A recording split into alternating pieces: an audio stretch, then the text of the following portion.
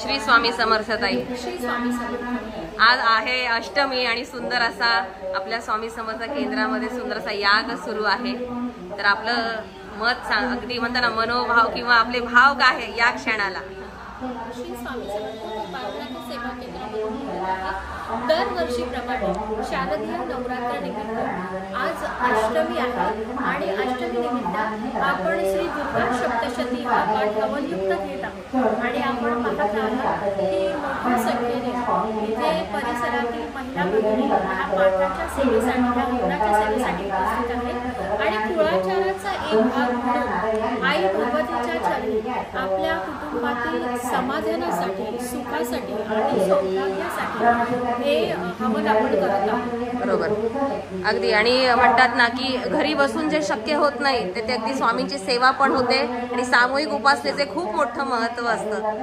आपण असं म्हणतो की एकीचं फळ मोठं फळ, जेव्हा आपण हीच सप्तशती घरामध्ये करतो तेव्हा त्याचं 1 पटीने आपल्याला फळ मिळतं। अगदी मंदिरामध्ये करतो तेव्हा 100 पटीने मिळतं। अगदी। आणि महाराजांच्या दरबारामध्ये आपण जेव्हा सप्तशती म्हणजेच आई भगवतीचा, आई साहेबांचा हा दुर्गा सप्तशती पाठ करतो तेव्हा त्याचं फळ सहस्र पटीने आपल्याला मिळत असतं आणि आई भगवती आपल्या घरातील, आपल्या प्रपंचातील सगळे प्रश्न मार्गी लावत असते। श्री स्वामी समर्थ ताई, धन्यवाद। आपण 2 मिनिटं वेळ दिला आणि इतकी सुंदर माहिती सांगितली। श्री स्वामी समर्थ। श्री स्वामी समर्थ। आणि शुद्ध जे केले वस्त्र सुशोभित अर्पिले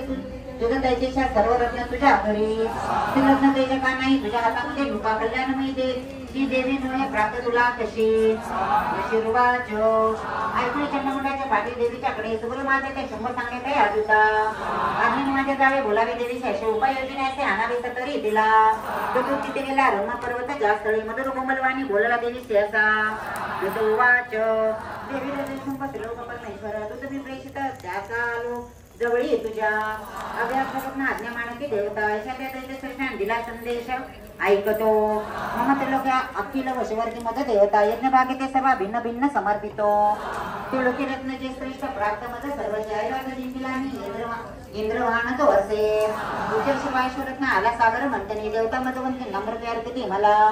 देवगंधर्व नागाचे जवळी रत्न थोर जे ते सर्व माझ्यापाशी सध्या आहेत सुंदरी श्रीरत्न थोर विश्व आम्ही मानितो तुला रत्न भोक्या मपासी तो यावे रत्न बल्लिगे मामाने तुम्हाला लाभामध्ये सेव तू सुंदरी चंचल नेत्री रत्न तू भूमीचे वरी परमेश्वराकडे पावसी मधून नोकरी उरीने कुठी शिवावी पत्नी तू मज वाच ऐकून दोषना दुर्गा कल्याण सस्मित गंभीर बोलले त्याची जी दरिद्र लोके देवी वाच सत्य तू बोलला तुझा अल्पमित्रानं सहिते परिपक्व जायचे निश्चय पहिला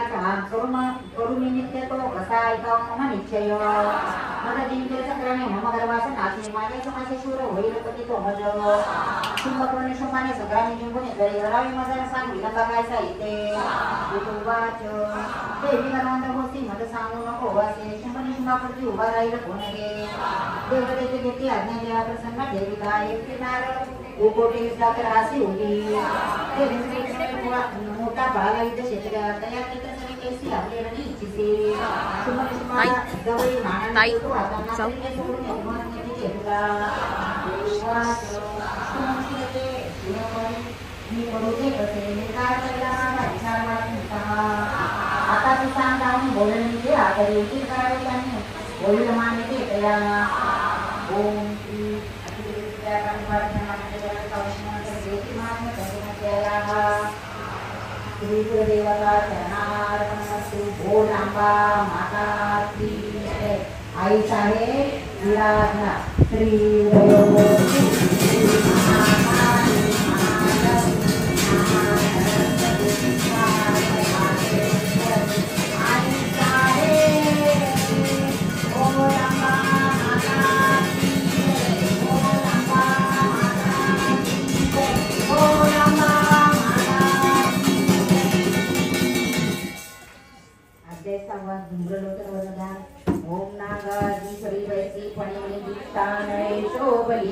देवी कांत्याची दिवाकरती नेत्र ते माला कुंभ कपाल भुजकरा चंद्रार्ध डोली तिसे सर्वे वाटण्याची पद्मावती ध्यात असे ओम ऋषीवाच देवीच्या ऐकण्याचे विद्रोह तोडली त्याचे राजस्थाने काही वृत्त आले ऐकून तो वचना प्रवृत्ती राहिले तो तुमच्या सेनापतीशी बोलत स्वातंत्र्य गावी आणावी ओढणी तिला धरून केस तुझे बलात्कारे करून या त्या स्वरांसाठी रेषगंधर्व कोणी औषधाचा नव्हता भेटवा माशुरा ऋषीरिवाच कैसा शिग्रत दैत्य धूम्रलोचना 60 व्यक्तीची सेना घेऊनच आलेला त्याने ती पाहिली देवी हिमाचल निवासने शुंभनीच मात्र पाशी म्हणे गर्दन चालतो न अमानच्या वचना तरी ओढून केस मी बल प्रकृताने नेन बोलला असे देवी वाच दैत्य सुद्धा पाटली सेना बोलत तुझ्याकडे मग ओढून नेताना प्रत्याय